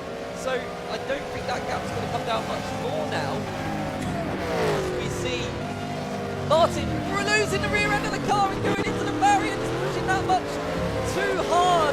And Aiden's going to see that in the mirrors, and with a massive sigh of relief, going to drive off into the distance and probably take his foot, their foot right off of the gas, easing it down to the finish.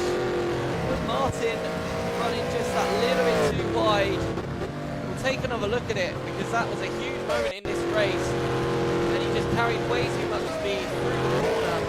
Apologies for the unprofessional replay, but I want to show you it straight away. Carried too much speed into the corner, way too fast, gets the snap into the barrier. The gap now 3.8 seconds, so not impossible, but I think that has sealed the deal at the front. You never know in motorsport though, you absolutely never know in motorsport. But our leader Aiden Carter now has quite a clear road ahead to victory, with 5 minutes of the race left to go.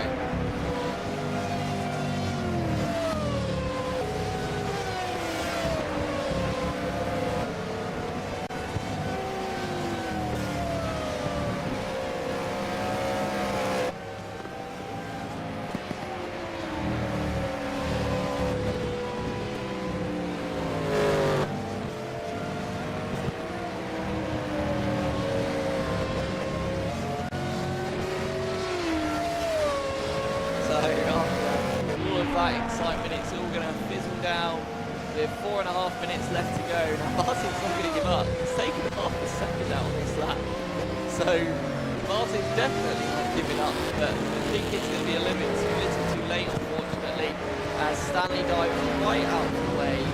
Very well played there by Stanley, moving right out of the way of our racing. What a shame for Martin once again, just pushing that little bit too hard into sector 2.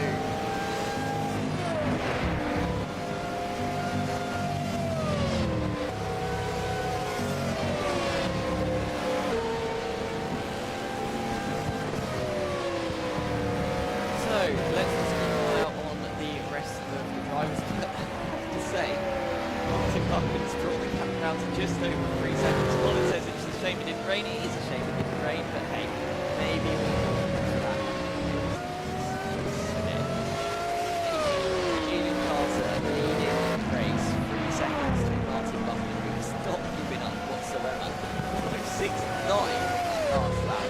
It's absolutely astonishingly fast, especially after a spin destroying the rear tyre. I don't know where Martin has found this pace. Fair play, absolutely fair play to Martin. Like, brilliant job to keep the pace up and keep the crowd up after that. But what a shame once again for Martin. This has happened quite a few times this season. Is it just that difficult to push Aiden Carter? Is Aiden Carter that much of an opponent that Martin just can't keep the focus throughout the race? Sounds like he's putting some things in his not. It's a repeated thing that we've seen a few times this season already. Martin's been in contention for a win and unfortunately thrown it away. And it's off again in the background there, as you can see. Giving it absolutely everything as the Scotsman. Still putting some absolutely brilliant second times. That's down to 2.6 seconds, up against 2.8. But still, some very brilliant driving.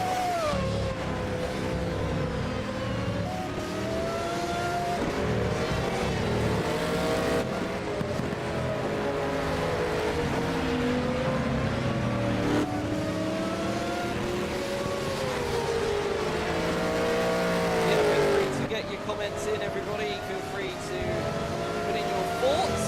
It's been an interesting race. I think we always knew that this track wasn't going to deliver the best overtaking, but it has delivered a very amazing overtaking for the race. The gap for the lead is still coming down, but with only 20 seconds left in the race.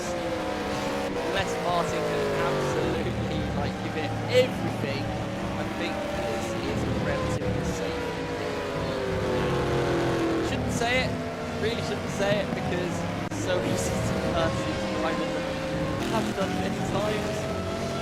As Aaron Daly gets a penalty for track limits. That's an automatic penalty, so that's not a penalty that race control implements. That's a straight penalty that lots of hope for Aaron in this race. Unfortunately, it hasn't come across. Should 3 laps on the today. Behind Stanley and so unfortunate for those drivers. A great job from Gareth Boyle. Amazing job from Dan McCallum. Just again rounding out those drivers that have done an absolutely fantastic job. And obviously John D. Smith and Nathan Burton, they've not been for a today either. Really nice race from the pair of them. Really good job. And Stanley's so fast. But he's putting Aiden and I feel like Aiden wants to slow down to potentially not set many more laps, and I can see Stanley's dad with his hands on his head watching Stanley. We've got a yellow in sector 3, that might be Martin. I think that is Martin, because I can't see him anymore. Martin has again made another mistake, so if it hadn't cemented his second place already, yeah, the gap now 9 seconds. Martin with a bit of an error from the looks of it. We'll try and get a replay. Again, it'll be an unprofessional replay because we'll come to it so we can get back to the leader. Losing it in the second to last corner, the exit. Lovely pirouette though, gets the board around nicely. Gets to it again, still in P2. I think that will slow Martin down. Flying. Like so fast. Look at it. This looks like the battle for the win. This is incredible. It's the final lap of the race. Aiden Carter's got a massive MC12 in their ring boost. He just lets him go. I do not blame Stanley whatsoever. I can't blame Aiden whatsoever for that. As Aiden comes round the final corner and is going to take a very well-deserved victory here at the Sachsenring. It's Aiden Carter, your winner at Sachsenring. Our penultimate round of the championship. One more race to go after this one, and that was a very, very ominous victory. Martin Buchan taking second place, and then it will be John Dean Smith, who's still in the third sector of the circuit. Keep an eye on those. Nice speed carried through the penultimate corner, and have to be said, probably a very lonely race for John, although he had Nathan following him for a lot of the first stint. Kind of fizzled out as the race went on, and crossing the line. Very good job for John Dean Smith, taking P3 today. And then Nathan Burton, not too far behind, crossing the line, 9.2 seconds adrift. And then followed by Dan McCallum, who may have already crossed the line, I believe hasn't crossed the line, hasn't crossed the line because they are off the lead lap. Gareth Boyle finishing just behind them in 6th place, followed by Connor Daly, who's slightly across the line. That's a battle for position. I didn't realise this. Apologies. And look at that. Stanley gets it across the line by 0.6 thousandths of a second. No wonder Stanley's dad was up in arms. That was a brilliant little battle there to the flag. Aaron Daly comes home, doesn't make it home unfortunately, goes into the garage straight away in P9. But yeah, that is the end of the race. That was a very interesting race, very cool race battle for the lead. But yeah, your final standings are as follows. So Aiden Carter taking the race victory today, Martin Buchan in P2, John Dean Smith in P3, Nathan Burton P4, Dan McCallum in P5, Gareth Boyle P6, Stanley Donaldson P7, Connor Daly P8, Aaron Daly P9, and Jack P10. Thank you very much for joining us today. We're going to cut away quite quickly because we are quite a bit behind today, so time for our interviews. So we are going to cut away. And thank you very much for joining us. I really hope you've enjoyed watching. Hopefully you'll join us again for the Red Bull Ring next month. Bye.